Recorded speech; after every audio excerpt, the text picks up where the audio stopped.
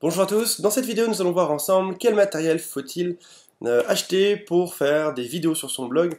Alors la première chose à laquelle on pense en général c'est à s'acheter une caméra parce que c'est vrai que lorsqu'on voit des images de tournage sur les films, à la télévision, c'est à chaque fois, on voit à chaque fois ces espèces de grosses caméras qui filment et on se dit c'est exactement ce qu'il me faut pour que j'ai un rendu pro chez moi.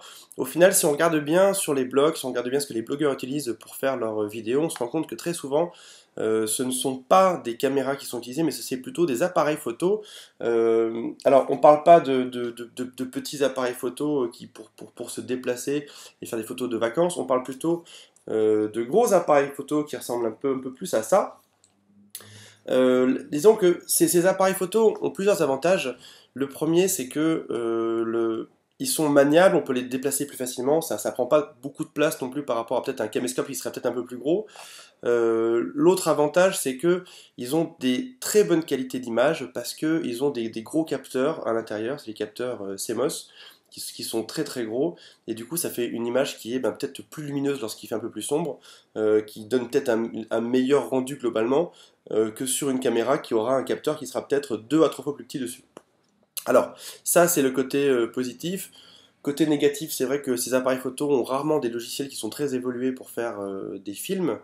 Je pense notamment avec celui-ci, j'ai des soucis parce que si je veux faire le contrôle sur mon ordinateur, il n'y a pas de logiciel qui existe pour ça, c'est plus pour faire de la photo à la base.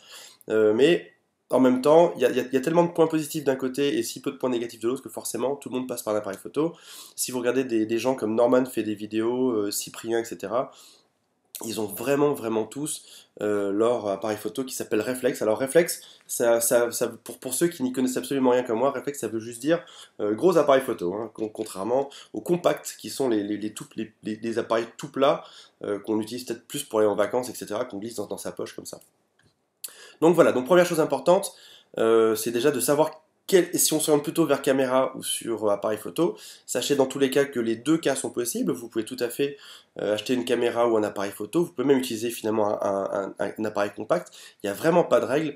Il faut juste vérifier deux choses quand vous achetez votre appareil. La première, c'est qu'il y a bien un mode vidéo. Ben oui, forcément, hein, si vous achetez un appareil photo qui n'a pas de mode vidéo dessus, c'est pas évident. Deuxième chose à vérifier, c'est de voir si dessus il y a une entrée micro. Alors, je ne sais pas si on va la voir, si on va la voir très bien dessus. Laissez-moi vérifier. Voilà, donc vous voyez ici, il y a une entrée micro là. Et puis derrière, ça veut dire que je vais pouvoir venir brancher mon micro directement dessus.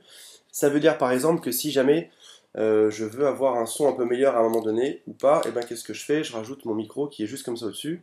Et puis du coup, ça me fait un bon son. Et puis ici, après ça, j'ai plus qu'à le brancher ici, comme ça. Et voilà.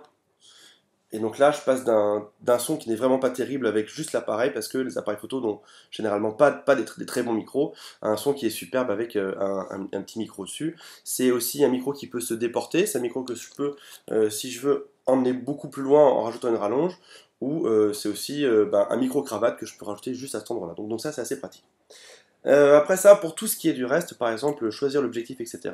Là, vous allez voir en boutique, ils vont vous donner le bon choix si vous dites que vous souhaitez faire surtout des interviews et des vidéos en intérieur. Ils vont vous dire, prenez plutôt ce type d'appareil avec tel type de focale. Et c'est ça qui fait qu'à la fin, vous aurez une image qui correspondra à faire, par exemple, des vidéos en intérieur. Dernière chose à faire le jour où vous achetez votre appareil photo, c'est de prendre un pied. Alors ça vaut, je sais pas si on voit très bien là, ça vaut quelques dizaines d'euros et puis après ça, c'est très pratique. Au début on se dit qu'on peut économiser ces 20 euros en posant simplement l'appareil sur une chaise ou sur une table, et puis en fait on se rend vite compte que c'est très utile déjà parce il y a un niveau dessus, donc on peut avoir une image qui est vraiment droite et parfaite et qui bouge pas, et puis parce que c'est assez facile à transporter, on peut très facilement les replier, les déplier, etc. Pour ceux qui me demanderaient, cette vidéo a été tournée avec un Mac, donc vous voyez l'image aussi est pas mauvaise, si un jour vous avez besoin de faire un tutoriel ou je sais pas en utilisant votre ordinateur, donc sachez que c'est possible aussi. Sachez aussi qu'au tout début, on se dit qu'il faut un appareil qui soit vraiment très cher parce qu'on veut faire des vidéos pro et du coup, on se dit si on veut un rendu qui soit génial, il faut forcément investir des milliers d'euros dedans. Sachez que c'est pas du tout le cas. Je parlais tout à l'heure de Norman fait des vidéos. Sachez que lui, par exemple, il a dit dans une interview qu'il n'avait payé que quelques 200 ou 300 euros pour sa caméra. Donc vous voyez, ce garçon avec 300 euros, il fait des millions et des millions de vues, donc c'est quand même signe que avec un petit budget, on peut faire quelque chose de bien.